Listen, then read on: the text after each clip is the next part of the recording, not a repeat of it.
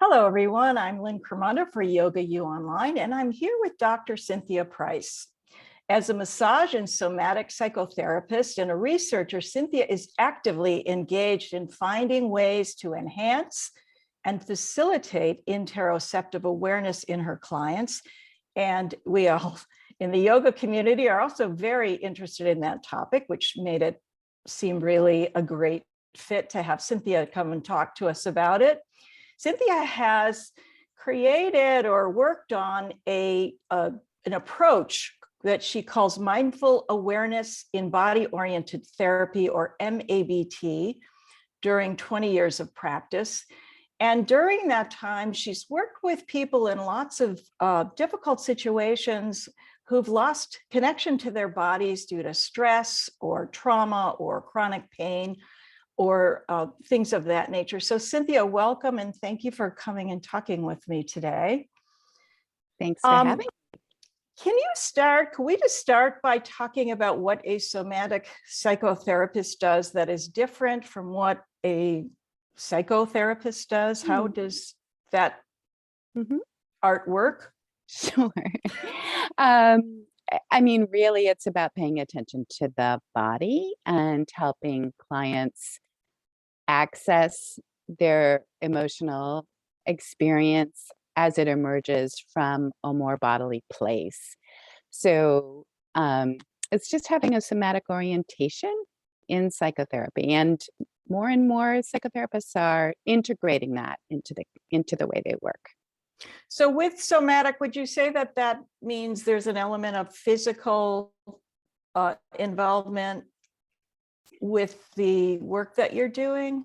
Well, so the work I do is probably not at all typical for the work of psychotherapy, where when there's a somatic approach, it usually involves the participant, the client kind of scoping in to kind of notice how they feel internally.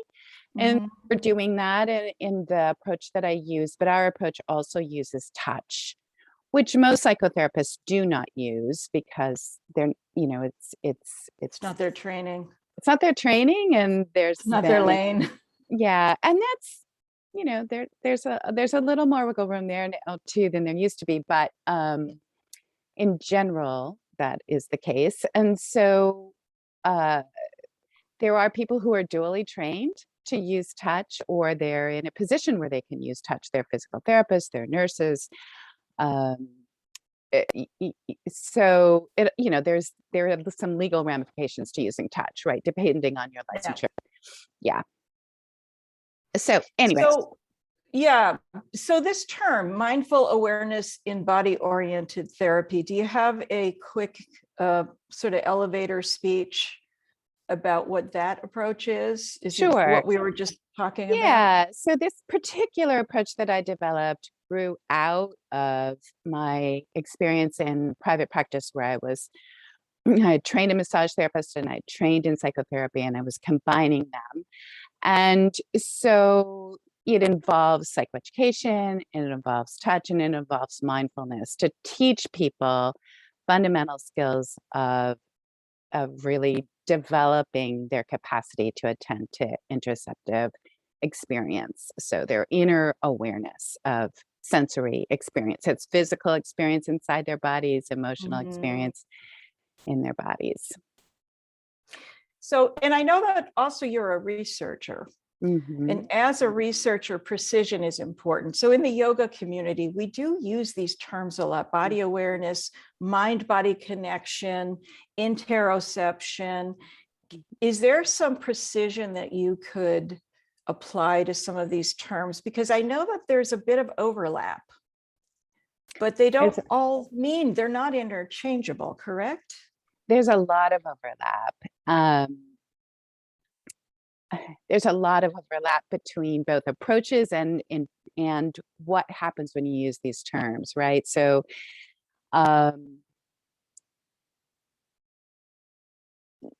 body awareness is really a wonderful term, and we're all engaged in body awareness. I think when we're doing yoga, when we're doing a lot of work therapeutically, like in the work I do, which is focused on increasing someone's capacity to pay attention inside, right? That's all about body awareness. And so it's a great term, but it's an umbrella term, right? So precision perspective, proprioception is your movement through space, which is very much involved in yoga. But we're talking in this work about interoception, which is not proprioception so much. It's really more internal sensation, the process of internal sensations, which of course you have those when you move. You have those, but it's not about the sensation of movement per se. It's about the awareness of sensation internally. So that's interoception. And to engage in interoception, we need to be present. We need to have that state of quiet capacity to bring our attention inside. And that's a mindfulness skill. So all of these things, all these terms relate to each other and are important for doing the work of paying attention inside, but they all have distinct meanings as well. So is that what you were?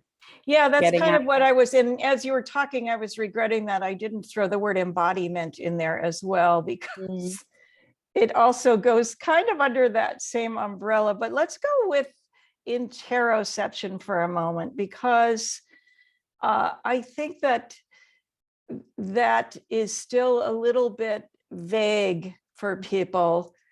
It's more, isn't it, than, or is it less than? Is it really a neutral understanding of what is? Is there an interpretation involved? Are there emotions involved? What's going on there with interoception? It's not like the judging mind going in and going, I see what's going on and I see where it came from. And no, that can be an outcome of paying attention internally, is how we interpret our experience, right? And your question is a little complicated, because the term itself, interoception, is related to sensory processing, and a lot of that is unconscious. The work that I'm focused on, and I think applies to yoga, is interoceptive awareness. So it's the aspects of interoception that we can consciously attend to, which is our internal experience, right? So that involves all aspects of sensory awareness of what we feel inside our bodies. And it could be, a sense of openness in the chest. It could be a sense of butterflies in the stomach. It could be a sense of a tight muscle internally. It could be a sense of sorrow that we feel in our hearts, right? So it's the way many of us in sort of more clinical realms like yoga and massage and somatic psychotherapy are now thinking about this term is very broad in terms of all aspects of awareness of sensation inside, so that it incorporates physical sensation and emotional awareness. But the term interoception itself is not just about that, right? So because I said so much of sensory processing happens unconsciously. It's really about how to maintain homeostasis of all sorts of systems in our bodies. So people use the term interoception now clinically to mean awareness of these sensations. I try and make that distinction and talk about interoceptive awareness. I love that. Okay, so someone who is on the low spectrum of interoceptive awareness, what are some things you would expect to see in that person? What are behaviors or attitudes that you might look at that client or that student and say, aha, that's where, that's an opportunity? Right. No, it's a great question. I think mostly it's a lack, and people typically are, not always, but often know that they just don't know how they feel, right? So, and that tends to be that they just don't pay attention. they'll tell you, just don't pay attention. I tend to avoid that, so it's Mhm. what we often call in more psych terms as experiential avoidance, Mhm. distracting yourself from your pain, all very natural coping mechanisms, right? That can be very helpful. But when people say those things about themselves, it's a little red flag, right? Yeah, So it sounds a little bit like freeze mode. Are those related? freeze mode is really typically used to talk more about trauma. So Mhm. when someone's having a sort of a triggered reaction to a traumatic stressor, that can be what happens. But I'm not talking about that. I'm talking Okay. about more general, Just spacing out or just not even spacing out, just a coping mechanism that we all do this. We don't have to have a trauma history, right? We all have things that we just avoid because they're painful, or we don't want to think about yeah. them, or we don't want to Yeah. feel them, right? So it can be that we sprained our ankle and we just don't want to deal. Don't want to wrap it up and put it high up Yeah. and put the Or ice or on it. miss the meeting or something. Never, right? It's just all the little ways. And I think, when we're talking about more of the worried well versus people who are dealing with more psychopathology, that Mhm. there's so many ways that we can get the little cues from people about their orientation of how they go through life. So when we have a student in our class, or what might we look for, that would be primary among them. But I think, if you're not getting that verbal feedback from somebody, I think when we watch people, like in a yoga class, as a teacher, you're watching your students get into a pose, right? And there's Mhm. an energetic shift when somebody brings their attention into their body in terms of how they're engaging with yoga. Mhm. And you can see that. You can see that shift internally, that sort of orientation of attention toward feeling the pose and bringing your orientation in. And when you don't see that, when you see someone who's just kind of going through the motions, might be looking out the window, whatever, it's another little cue. It's like, Mhm. so I think there's lots of different ways we gather this information when we're therapists or we're teachers and we're working with somatic awareness, right? So that would be my answer to your question. Well, but it does sound like uh, to build your interoceptive awareness as a fairly healthy person, there's still a lot of wellness benefits to doing that, which Absolutely. kind of ripple out from that process. Is that a fair assessment? Absolutely. Yeah. Yeah. I think most of us can use a lot of support to continue to develop this skill. And Mhm. yoga is one way to do that.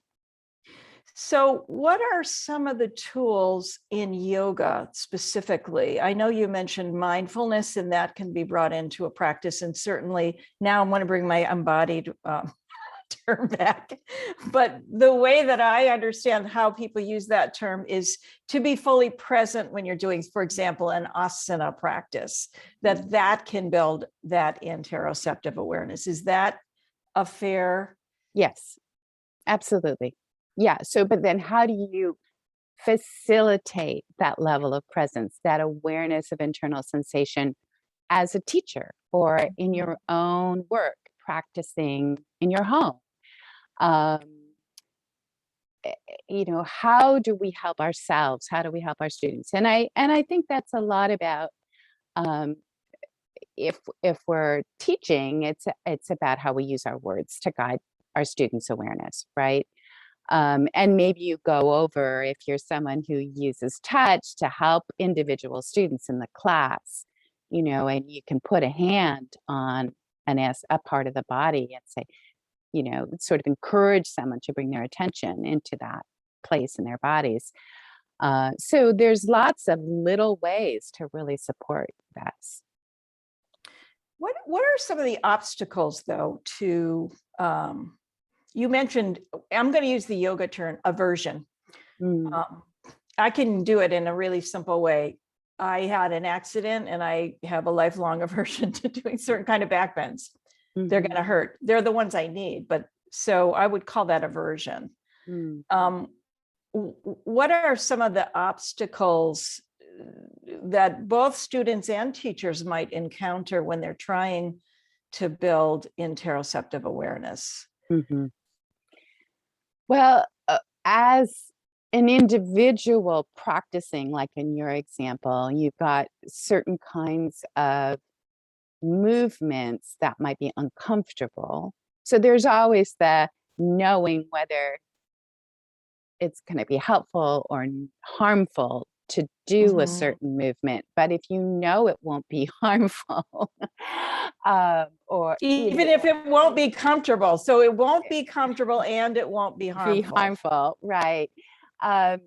There's one of the things that I think is really helpful, and we bump into this with people who have chronic pain, right?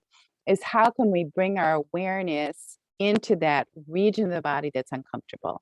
And sometimes we feel that discomfort, not because we've had an injury, but because we're really tight somewhere, right? We just don't have the flexibility and our body's really holding on and it's uncomfortable, right? So, and you have to find that edge of opening and stretching and giving that part of our body space to shift without pushing, right? And if we bring our internal attention, our interoceptive awareness into that edge, into that place in our body, we can facilitate that opening. We can be with it in a way that is very, very helpful for engaging in the pose, deepening our pose, but also understanding sometimes a little bit about what that resistance might be. That information might also come forward. It could be simply tightness, right? You just haven't moved that joint. But sometimes it's not that simple. There is injury related, and there is an emotional component to that internal resistance that could use some attention. And simply by bringing our internal awareness there and letting ourselves just let that be while it's really a mindfulness skill of just noticing and observing and being in a compassionate place with our internal experience will lead to things shifting and opening. But one needs to be able to do that. And so how we help ourselves develop that capacity, it's a very slow process. It involves patience, right? And so when we're in our own practice, we can take that time. Sometimes in a class, that's hard to do because it's continuing to move forward. But I think, it is, we can still bring that orientation into a class. You know, what's interesting about what you're saying, and again, because you're the scientist and I'm just the person asking questions that I think I hear. Sometimes we think in terms of yoga, asana, we think of poses as beginning poses or advanced poses, or I don't personally think that way, but I know a lot of people think in those terms. But what you're describing really hasn't anything to do with physical prowess. It's really an awareness of experience. And someone could be a very quote unquote advanced practitioner with low interoceptive awareness, and someone could be a very beginner with high.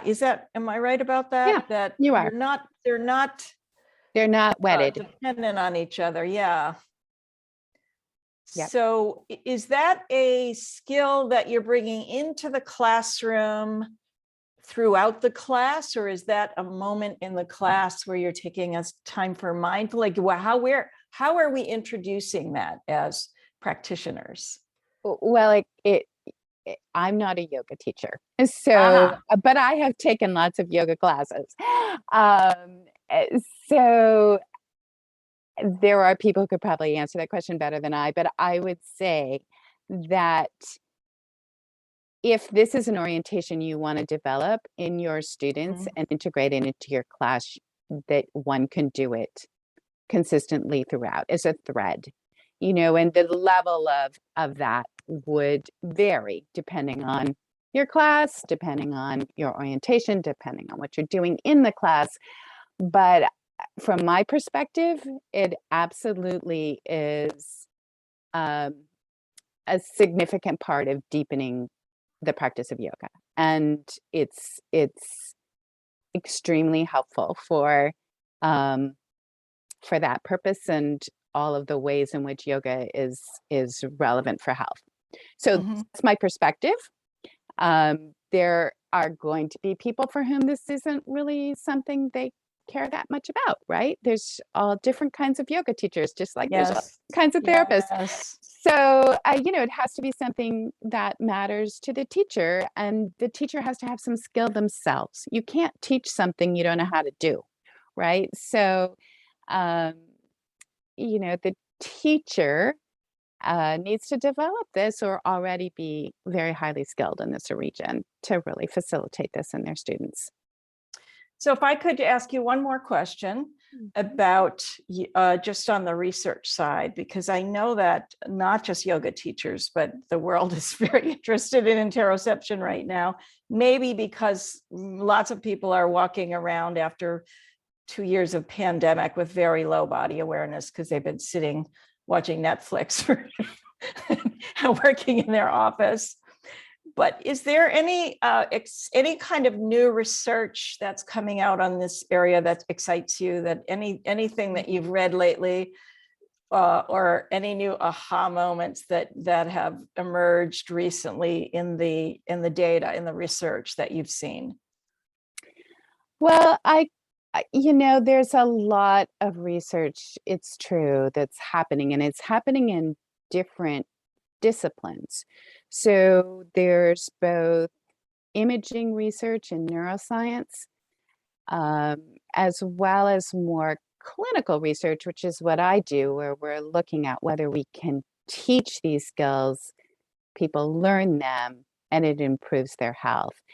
And what the neuroscience research can help us understand is for whom this type of work is most helpful, perhaps because they're not, they tend to not have good sensory processing. And what we're seeing consistently in the research so far is that tends to be folks who have high stress, high chronic pain, and mental health disorders, where this is really a big issue.